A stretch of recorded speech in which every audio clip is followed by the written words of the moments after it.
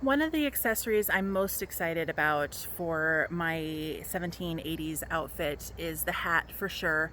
I am kind of doing a hat that's based off of one that was in a portrait of the Duchess of Devonshire. Not sure my American accent, which is the right way to pronounce that. But it is a black hat that has a fairly shallow crown, probably like 2 or 3 inches, and then a big long flat brim. It is covered in black. The portrait has blue ribbon, but I plan on doing black ribbon and feathers. So my first thought was to try to do something kind of similar to the straw hats that are very popular for this time period. Use that as kind of a base for the hat. But my concern was that I wanted the brim to be deeper than this one is. And instead of trying to cut one up and get more straw to make the brim deeper, and also I think I want the crown to be bigger around than this too. I figured I have made another hat using a material similar to buckram. It's like a heavyweight stiffener that's got a fusible side to it. I used it to make my 1830s bonnet. I had some left over, so I thought it would be perfect for this hat. And then, of course, I am going to be covering it with black silk. I'm doing a black ribbon to go with the whole theme of black. And then I want to have plumes on it. Of course, the obvious choice would be black plumes. The problem that I'm running into is some of the places that I'm finding the nice quality plumes, you have to order like 6 of them. I don't necessarily need that many of them. I do have quite a few plumes from the hat for my Renaissance costume that I made last summer, and they're gray. So I might try it with the gray. If I'm not happy with how that turns out, then I might try to still track down some black plumes for the hat. But either way, I think it's gonna turn out really cool. I'm excited to get working on it.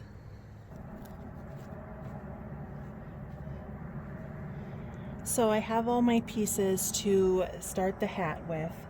I have kind of a fusible heavyweight interfacing that I'm using here instead of buckram. I used this to make a different hat with, and I was pretty impressed with how it turned out. Had some left over, so I thought I'd do that for this. So of course we have the brim here. This is the crown, and then this is gonna go on the sides here to the crown. Unfortunately, the width of this fabric, or whatever material you want to call it, was only 20 inches, and I needed like 24 3/4. So I'm gonna have to seam it, which isn't ideal, but I think it'll be okay. So that's gonna make up the hat. When I was looking online to find materials for making the hat, because I wanted to try using millinery wire this time, I didn't use it last time. One of the companies that I was looking at on Etsy, besides millinery wire, they also had this plastic. And I thought that might be kind of nice because you can't really kink it. So it should keep the circle a little bit easier. And then they also have these little connectors here that you stick the ends of the plastic into and then crimp it to keep it from coming apart. So we're gonna go ahead and try that out for the assembly.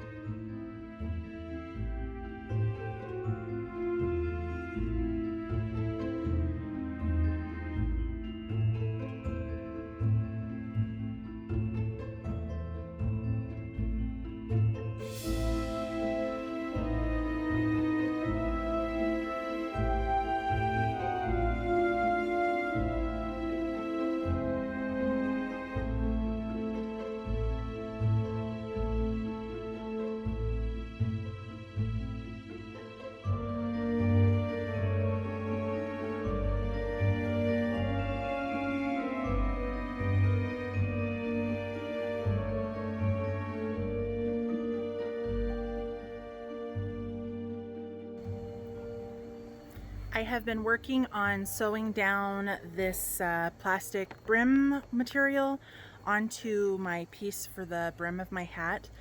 I think what I'm going to go ahead and do, and this is something similar that I did with my 1830s hat, is attach batting on both sides, just as long as it doesn't make it too plush looking, just to kind of give it more substance, because kind of looking at some of the hats that people have made online, I've noticed that if it's just the buckram material, it can look not as realistic. And I think also another benefit with doing that is this material that I'm using, it has kind of a fusible side to it. So the batting can kind of fuse to it, and I'm hoping that that will kind of deal with the material being curved from sitting in a roll for so long. So this is going to be, I've just got some scraps of cotton quilt batting. It's fairly thin, so I think it'll be okay. I'm going to probably try one side first, and then if I think the other side looks too thick, I'll probably not do that side, but then that'll give both sides kind of a little bit of grab too, so I think that'll be nice for keeping the silk kind of smooth on the hat.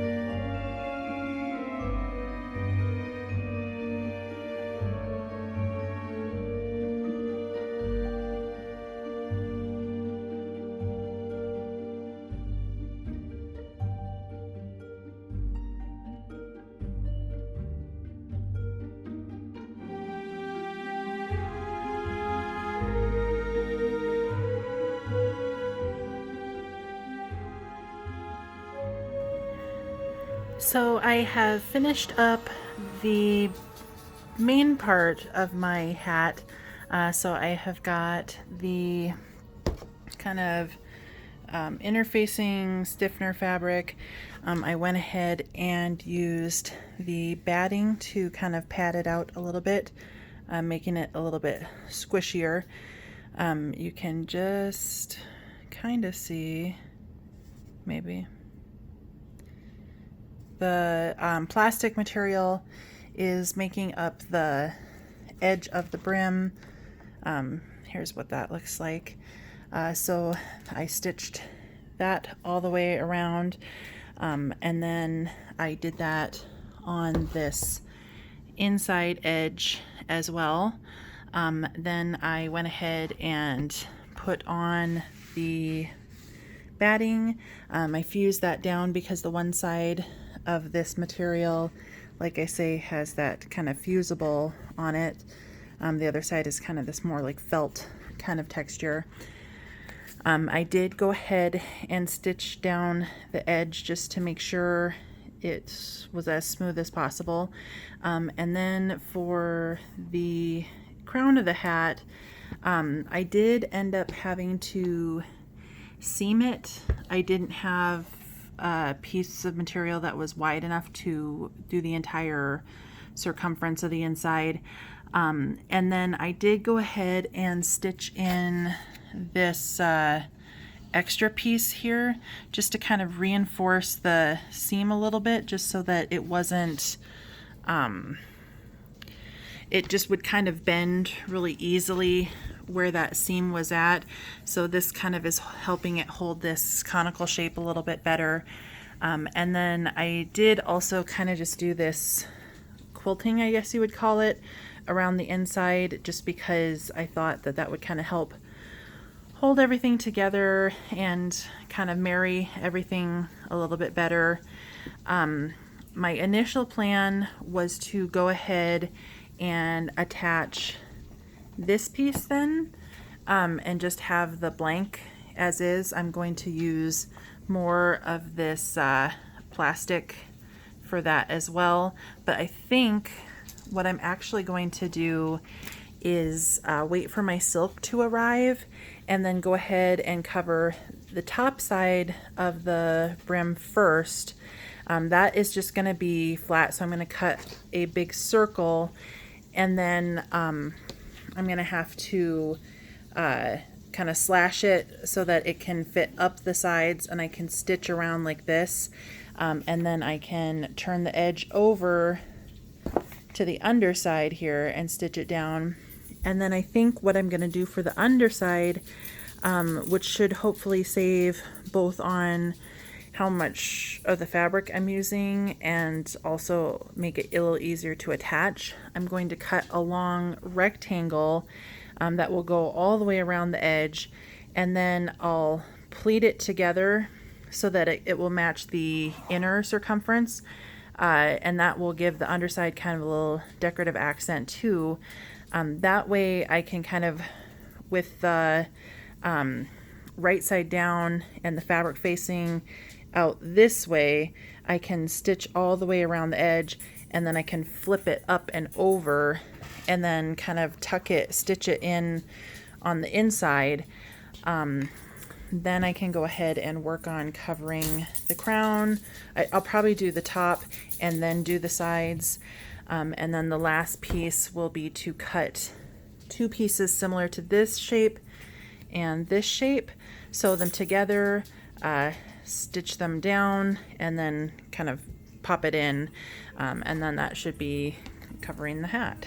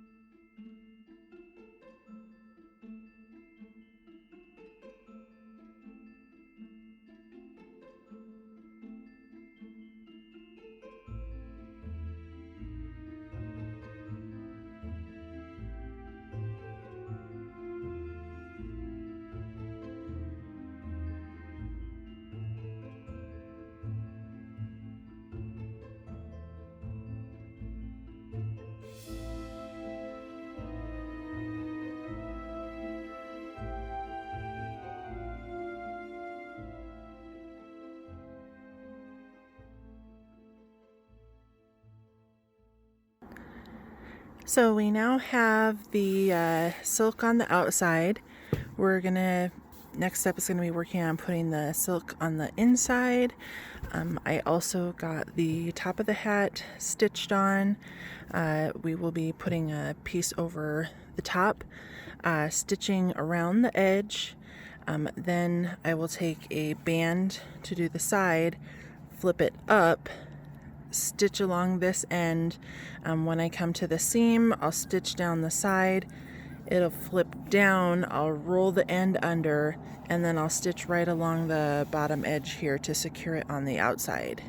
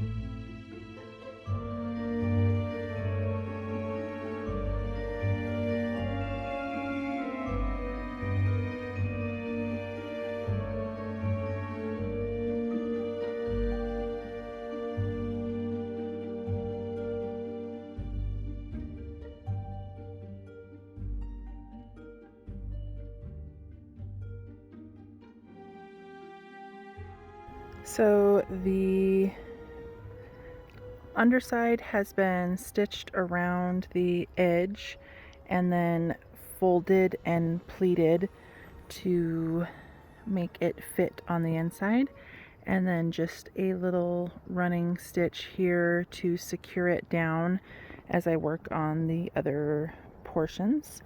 So now we have got the inside as well as the outside covered.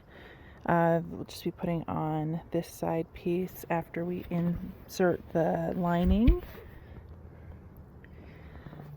And the lining is just a circle with a strip attached to the side, and that will sit down on the inside here.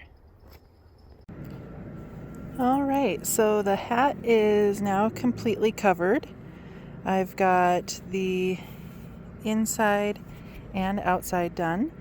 I had a black silk ribbon that I was going to use around it, but it just doesn't really show up against the black, and it's also kind of a small scale compared to the hat.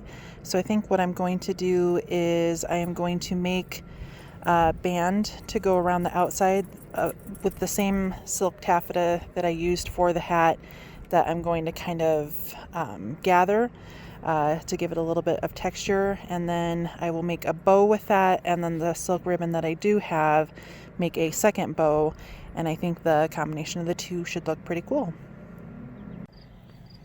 So the trim work is going on to the hat, so I'm down to the last accessory for it, which is going to be the feathers.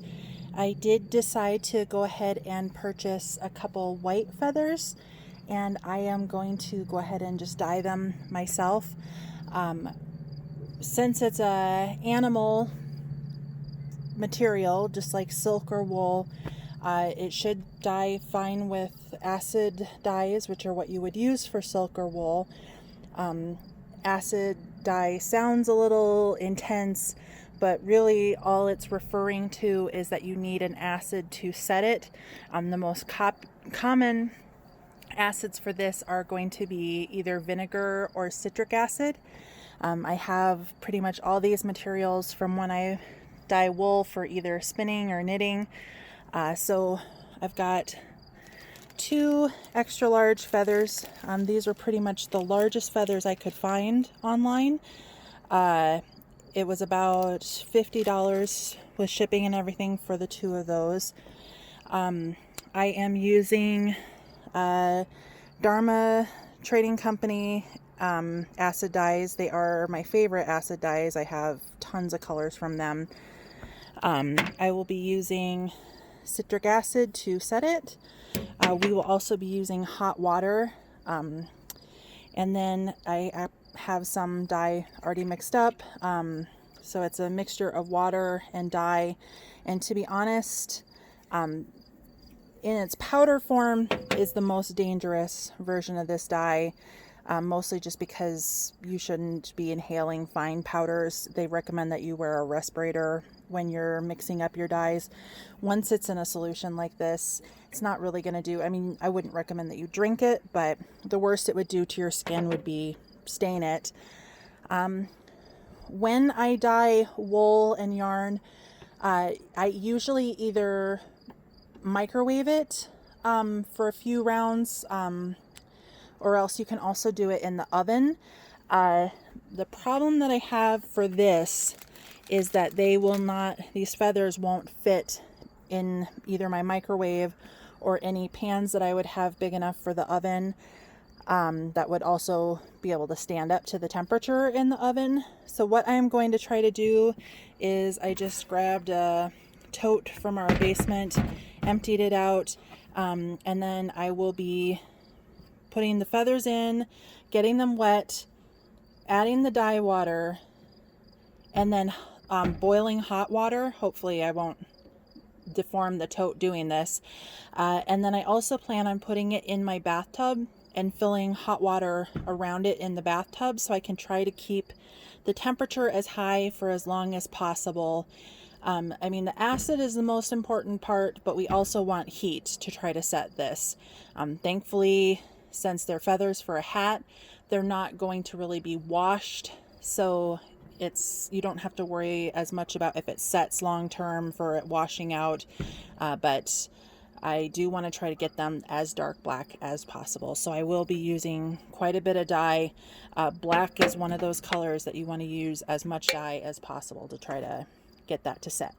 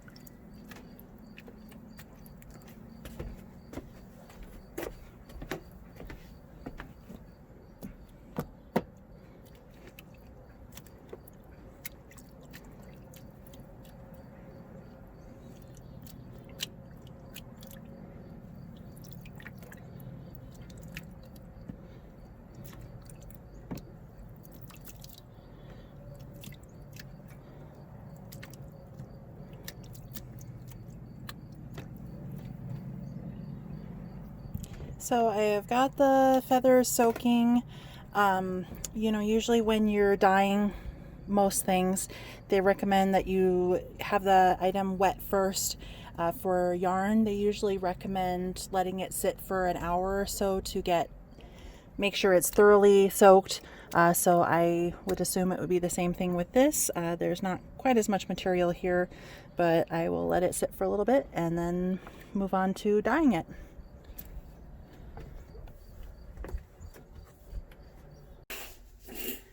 Okay, so I've got the water off the boil in here. I'm adding in quite a bit of citric acid because I want it to really stick.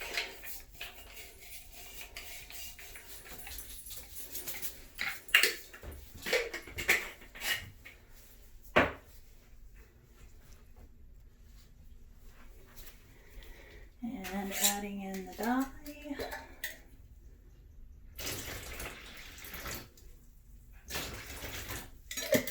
I don't think I'm probably going to completely exhaust this much dye, but I want to again try to get it as dark as possible.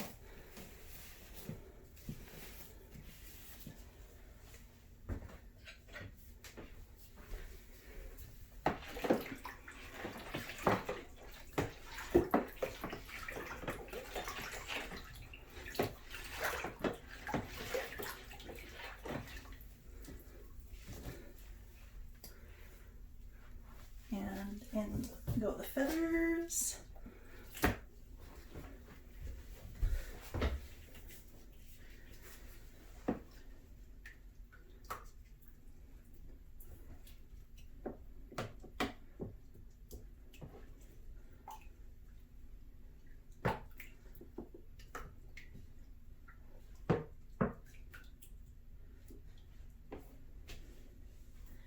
And I will let them sit for probably 10 minutes and come and flip them.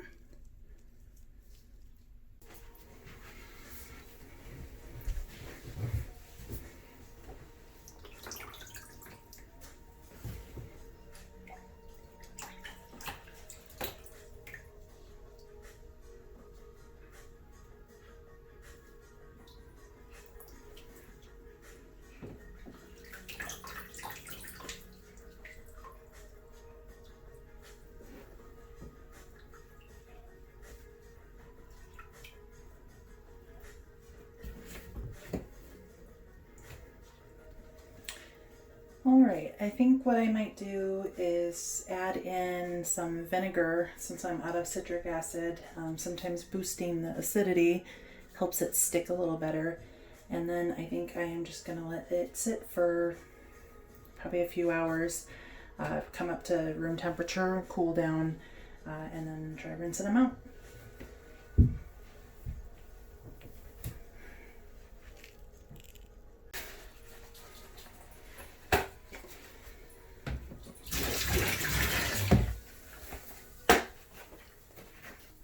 To be honest, that was probably quite a bit too much vinegar, but it won't really hurt anything, and just try to get this dye to stick as much as possible.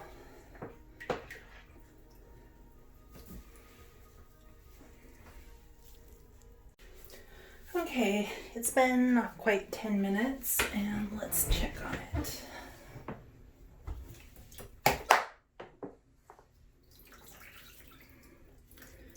Okay, they're looking pretty black.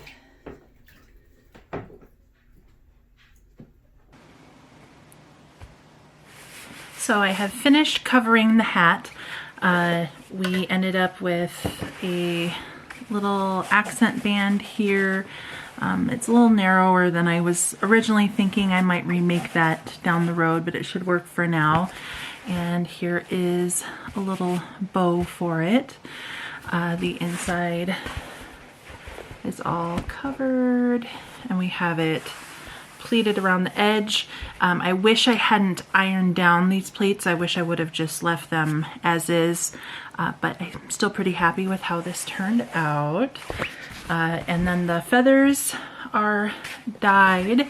I did trim down this one a little bit just because the shaft, or I guess whatever this part of the feather is called, was pretty long on it. I have been having this project on a back burner for a while because I've just been struggling with how exactly I want to put these feathers. I think in the hat the painting that I'm trying to recreate, they kind of stuck up. I don't know. I've almost kind of like the idea of them circling a little bit, but I don't know, that maybe feels more like Edwardian than this time period. So the next step is just to figure out how I am going to attach these feathers, and then this project is going to be done.